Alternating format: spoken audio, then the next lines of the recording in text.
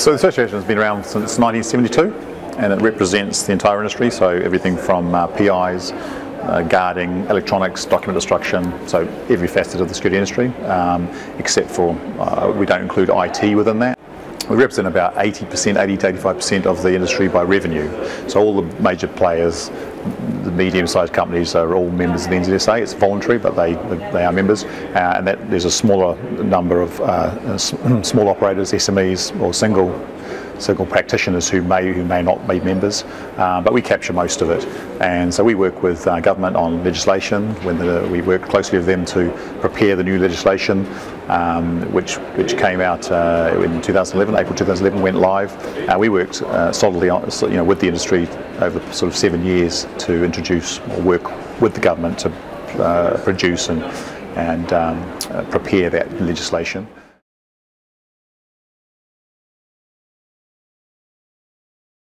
There's two things. The legislation is one part of it, which I think is, in my opinion, is 90% where it needs to be.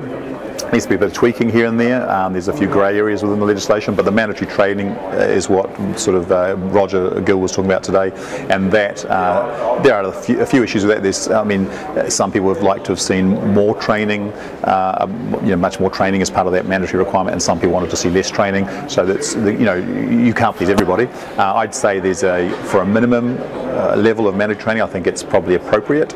I myself would like to see tweaks in certain areas and improvement in certain areas, but overall I think it's a good starting point. We can actually introduce more training and certainly provide incentives, professional development incentives for people who go on to higher level education. That's what we want to see. So no, the key thing with that is that because it's new, there hasn't been any mandatory training with industry prior to this. We have a number of companies out there who are sort of dragging their feet a wee bit. The numbers, there's around about 12,000 that need to be trained within, through the mandatory training by October 1st. And we're sort of halfway through that, roughly 5,000–6,000. So yes, on that basis, you would say, well, it's potentially been a failure, or not a failure, but it certainly has some issues. But again, what do you think are those key issues? One is a lack of training providers. The industry, because the industry has been waiting so long for the mandatory training, a number of providers just went out of business. So there was about a 2-year period where the government announced there would be a mandatory training requirement and to go along with the new legislation, and that would be announced in due course. Now, so a lot of companies just held off training people. They said, well, let's wait till we know what we've got to train before we spend money on training. So what happens was a 2-year period where the training within the industry dropped off significantly, and as a result of that, companies went out of business. And so now, when they introduced the mandatory training, which myself and the NZSA pushed through, made that happen quite aggressively, pushed that through so that it became law last year. When that was announced, there was literally a shortage, or half the training providers that there was prior. So people have been, I guess the industry has been caught out a little bit just on that basis. But I'd say more the issue is that the companies are leaving it to the last minute. They're saying, well, we'll get trained. And they're all sort of trying to enrol on courses now, and are finding that they're booked out, or they can't attend because there's no training in their location or something. So it's a joint thing. It's one, a lack of training providers, and two, companies leaving it to the last minute to get onto the training. Not a huge amount. We just correspond from time to time.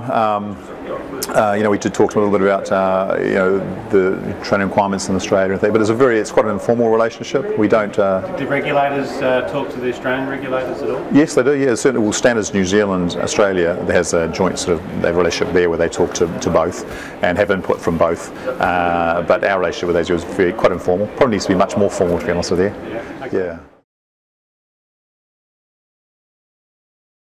This is my 5th year, and this is the 5th year in this venue. It's been fairly successful for us every year.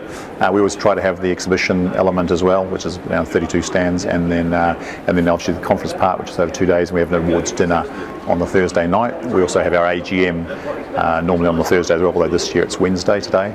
Yeah, it's a pretty good format. We're not like Australia where we have the size of companies, we don't have the catchment. I mean, obviously the Australian Security Conference Expo draws in companies from Asia, States, Australia. We don't have the luxury of that, so we draw from New Zealand, a little bit from Australia, but really more so just New Zealand. Technology, it's all about looking towards technology. Like most countries, the traditional guarding business is reducing and being replaced in some ways with technology. So last year, in fact, our theme last year was really about looking at how technology is getting, is replacing in some cases manpower and what technology to look out for. And this year, our theme is about how to profit out of professionalism, because we've had a big push for the last 2 or 3 years, and now with the mandatory training over the past 12 months, we've been pushing these companies to upskill and get licensed and those things, which of course incur costs. And we're trying to say to them now, out of that, you should expect to see improved profits, not just because you've suddenly got your guards trained or because you've got the license, but because some players are exiting the industry, and because the expectations are a little higher than they used to be, and more importantly, that we want companies to be thinking about this industry as professional and pushing towards more professionalism. Are you seeing growth in the industry, or is it certain aspects of the industry? We're lucky in New Zealand that generally New Zealand's a pretty safe place. It doesn't have the same level of crime as other countries. It doesn't even have the same level of crime as Australia, for example. Certainly not like the States and other places. So. That's a positive thing. As a country we live in, it's not that same level of crime and things. So, but there is still a need for it. And what we are seeing is, I'd say there's certainly more growth around that technology. Someone say CCTV, but video analysis and things, those sorts of areas. Traditional guarding, I believe, is stagnant or shrinking.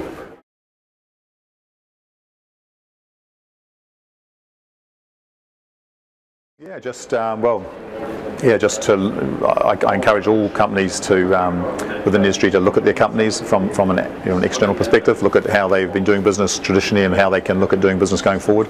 I think there's certainly, like all industries, the security industry has the players who are forward-looking and those who sort of stay doing what they've been doing for many years, and I think those companies certainly have to look at how they're doing business going forward and look at some of the experiences from overseas, especially Australia. Australia's probably more advanced than we are here in lots of ways, and certainly looking at Asia and the States, and also the UK, to be honest. All those countries are more advanced in a lot of ways than we are in the security industry, and to look at what those companies have done to transition and look at some of the technologies they're adopting or have adopted to broaden to strengthen their businesses and to survive, I guess, in the future. Yeah.